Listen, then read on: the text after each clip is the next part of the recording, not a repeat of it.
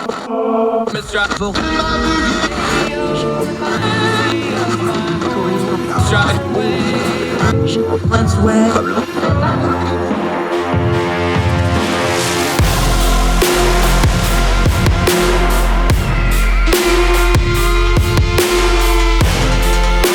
host, Andrew Donaldson. This is Heard Tell. Welcome back to Heard Tell. Okay, she's one of our favorites. We have her all the time. We talk history with her. We talk culture stuff with her. She'd rather talk about fashion, but we don't do that here because Eye of the Cargo Shorts would just offend her and her English sensibilities. She's also one of them loyalists to the crown, but we'll forgive her that. Sarah Stook's back on the program. How are you, ma'am? I'm good, thank you. Proud to be British. Long live the king. Yeah, you got a king now. You didn't have a king last time I talked to you. You were just starting to get one when we last spoke. I miss the queen, but he's doing all right. And don't we all? She writes at electionsdaily.com and a couple other places, UK Mallard, some other folks. She does good work.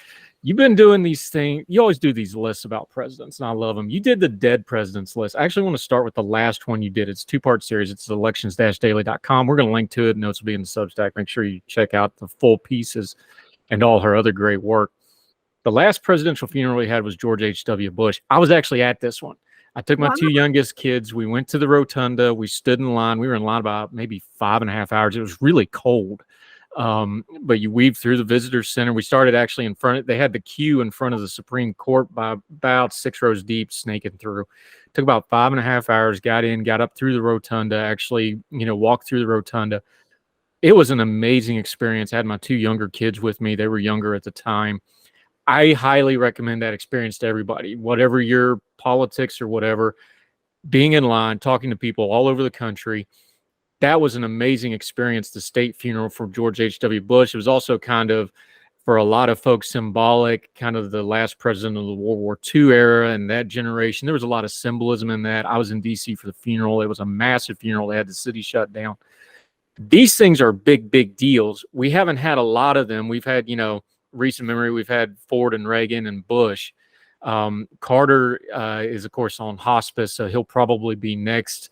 God forbid something happens to somebody else. These are big deals when they happen, aren't they? Yeah, I mean, like you said, the most recent one is 2018, which is a pretty long time ago. And, obviously, say Jimmy Carter is in hospice and he is nearly 99. So, you can imagine it. Whereas here, our prime ministers are younger. There's nobody older than 80 odd.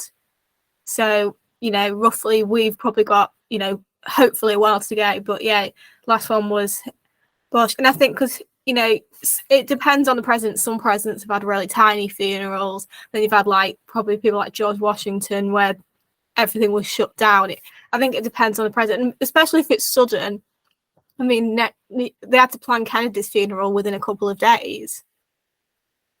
Yeah, it's an interesting thing because you've done other lists about assassinated presidents that have died in office, everything from Kennedy getting shot to just, good old-fashioned pneumonia. We've had presidents die in office.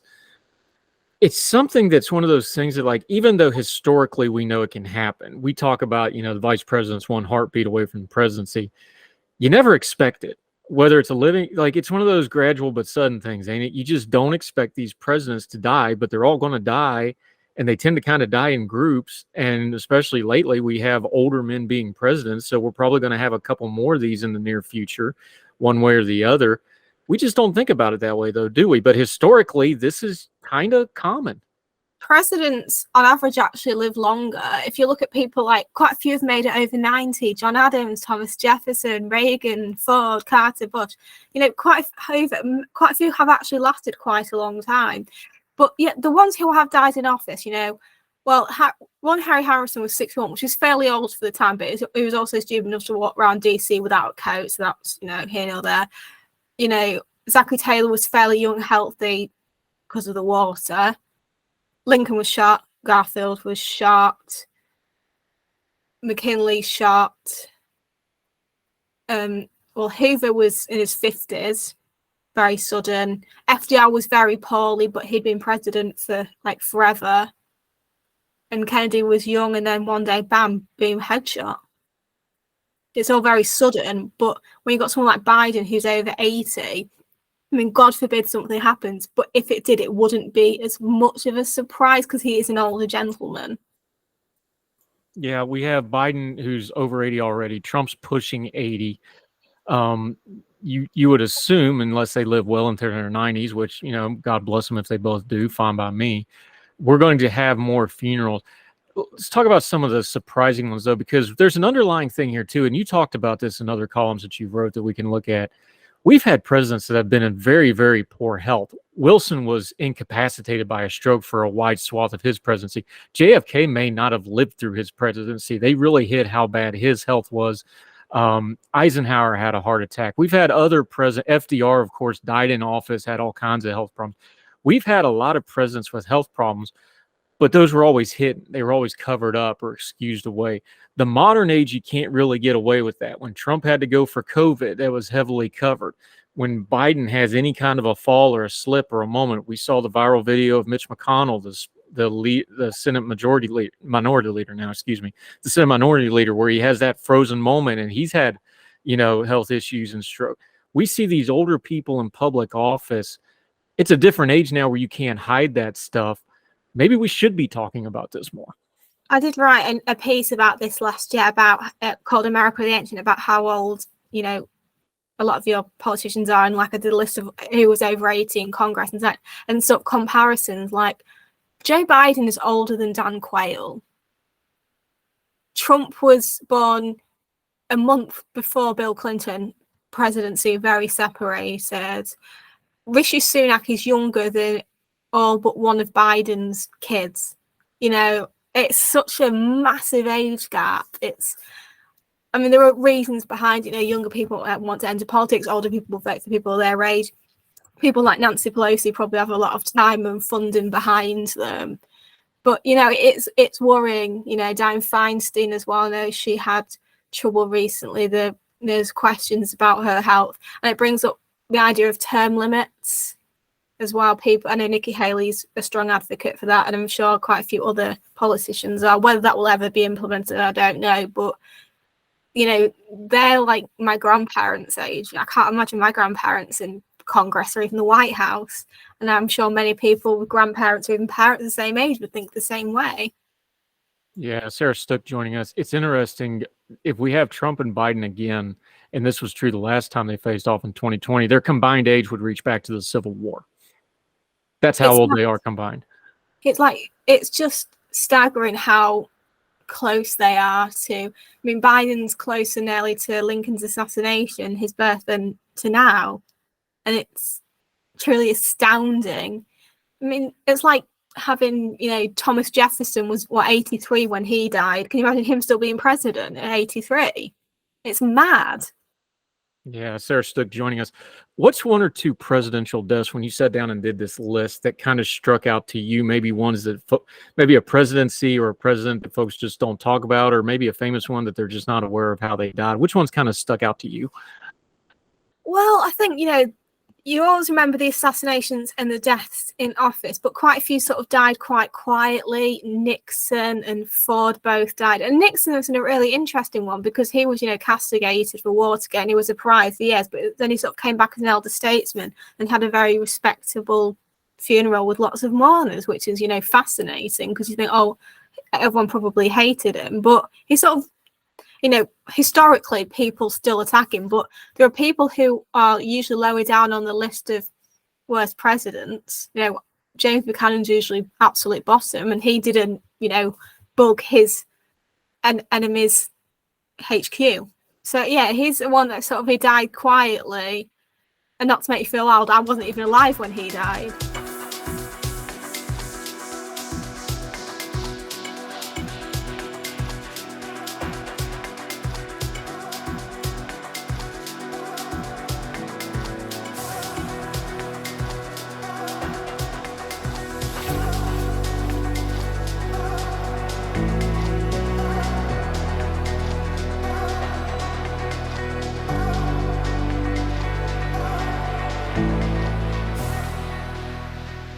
The timeline on some of these are interesting. One thing you pointed out, you think about Lyndon Johnson and Harry Truman being kind of different eras of presidents, but they died a month apart. So you Yeah, have, when you look through these histories, you have little nuggets like this that are really, Reagan died really close to Ford. There was kind of this cluster of them because but Reagan was sequestered for the last 10 years of his life because of the Alzheimer's and things like that. It's interesting, the little tidbits and nuggets that you find in these stories like this. yeah, exactly. I mean, LBJ was very unhealthy, so that no doubt contributed to an early death. He had heart attacks, he smoked, he ate rubbish, so, things like that.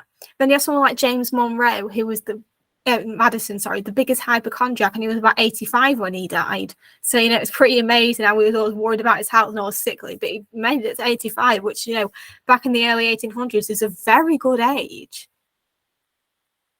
And then presidents who had reputations for being rather clean living. Of course, Lyndon B. Johnson was a very profane, hard-charging man, so it probably didn't really shock people that he had a third heart attack and died. But you have guys like Calvin Coolidge and Warren Harding who had a reputation that was pretty solid, but they both died very young, 57 and 60 respectively. Theodore Roosevelt was 60, and he was, outdoorsy man he said because he got really ill when they were charting the Amazon, and he said it's taken a good decade off my life, and he was probably right in that respect. But, Coolidge died suddenly, had a thrombosis, embolism, same with Roosevelt. So, yeah, some just sort of, but of course there are health conditions, Harding had a heart condition that nobody knew about. These things happen.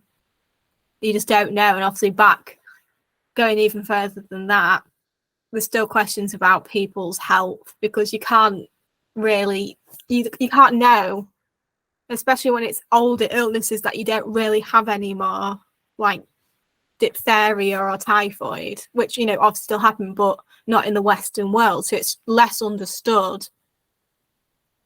Yeah. Sarah Stook joining us. Okay. Historically, outside of the assassinations and those things, probably the most famous one, since it involves the founding fathers, is probably Jefferson and Adams. It's such a cool story. It's been told a million times, but it's just fascinating that they died. And the story, you tell the story, because everybody learns it in school, of course, but it's just one of those things where it's like, okay, this can't have been accidental, right? It's fascinating. They had sort of a symmetry, they weren't too far apart in age. And like they were frenemies, like their politics were different. They would eventually attack each other, but at the same time, the Adamses looked after Jefferson's daughter while they were both all in Paris, and that's her death is what caused Abigail to send a letter to Jefferson. And they sort of, over the decades, Adams tend to send more than Jefferson. Were sort of not top, but Jefferson's last words were allegedly, "Is it the fourth?" But it was probably something else. "Is it the fourth?" It was near his last words, but it sounds a bit better as last words, doesn't it? And obviously Adams died later in the day, not knowing Jefferson had died, and said, "Oh, Thomas Jefferson survives," and pegged it. And it was July the 4th, 1826, 50 years after the Declaration of Independence, which is like almost the perfect day. It's so, you couldn't write it. If that was in a film, you think, oh, that wouldn't happen. But yeah, it's kind of amazing. And they both lived very long lives, which, people like George Washington didn't live that long, and people after them. So they were sort of, well, John Adams was the first to make 90. It would be a very long time before anybody would. Yeah. And then you have people like Andrew Jackson who lived long enough to be photographed. So it's really interesting how history is both further away and closer than we ever think it is, isn't it? Sarah Stook joining us. I promised I would ask you this when I got you back on, but I have to explain to your British sensibility, because you don't have bison in the UK. Just because it's friend shaped doesn't mean it's friend. Leave the fluffy murder cows alone. But I promised I would let you talk about the fluffy murder cows and the bison and tourists who will not leave the bison alone. I mean, I have a thing where I like to breathe and live. So, I wouldn't go and hop a fence and try and cuddle a bison. But they are so cute. It's like you see these wild animals like snow leopards and tigers, and you think, if they weren't going to kill me, you would want to cuddle them so much. It's like a giant version of my cat. And it's probably friendly because my cat doesn't like me very much.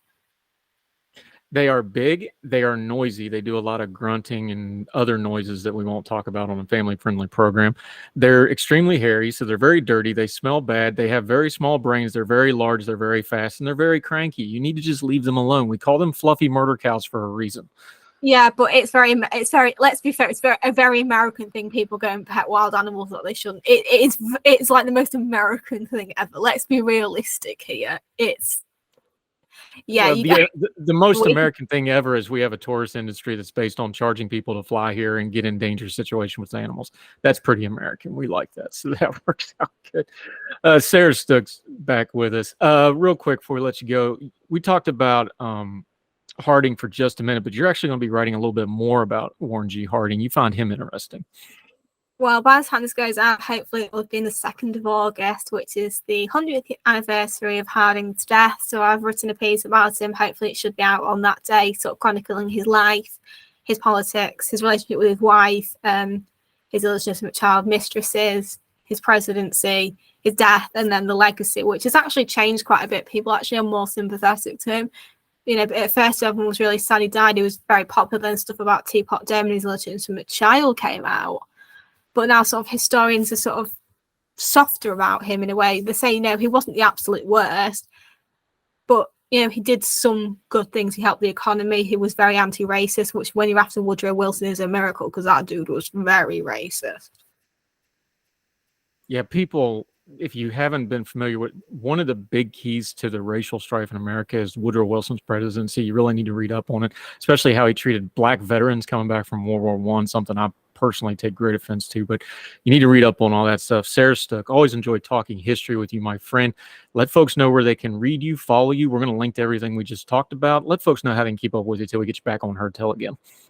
Well, Elections Daily, I'm doing a weekly sort of diary of Nikki Haley's presidential campaign. I know that others are doing ones for like people like Ron DeSantis and Trump, so also make sure you read theirs. Mallard, I'm doing about consorts of England and Great Britain, which is always fun because I like doing about historical. That's a British term. You got to explain what the consort is because. Well, it's like the first lady, but for the king or the queen, because obviously we've had queens, which you've never had a female leader, though. Well, we're working on it. 3 elected, even though one lasted like a week. Sarah Stook, love having you, my friend. Good talking. We'll have you back again soon. All right, great. Bye. Thank you, ma'am. All the music on Heard Tell is provided under a Creative Content license from monstercat.com.